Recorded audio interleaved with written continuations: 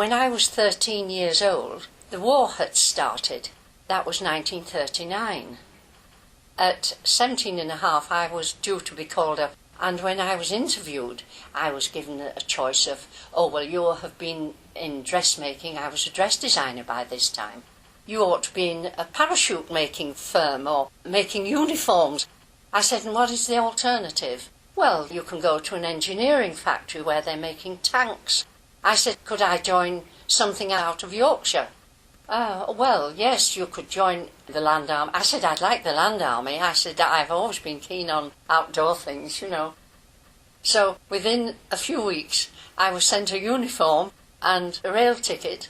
And when my papers came, it said, Penzance.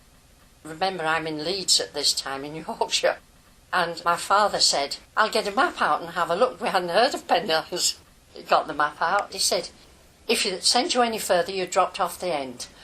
So, on the train coming down to Penzance, there were 50 of us from Leeds and Lancashire, all new recruits, all in new uniforms, and we'd never worn trousers before this. I didn't mind wearing dungarees and things, but the other clothes, I tell you, I looked like Humpty Dumpty. If you lived in a hostel, you were sent to one farm one day and one farm another.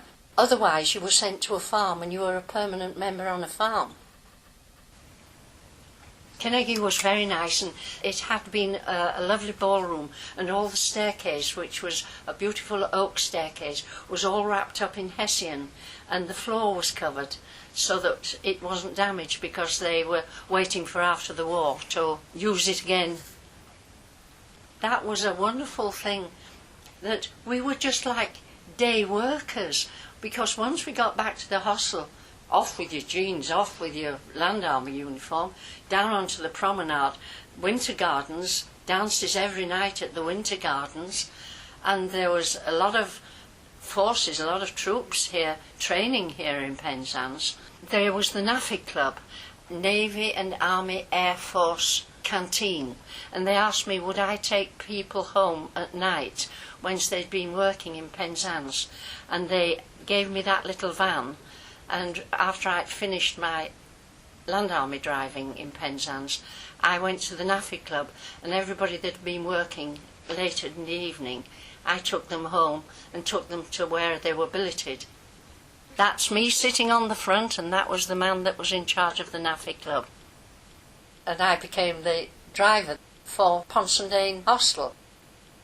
The farmers used to phone in and say what workers they wanted, and I used to get the list of where to take them. It was quite exciting to drive down here during wartime, because the only people apart from army lorries were the milk lorries, and there were no signs anywhere during wartime.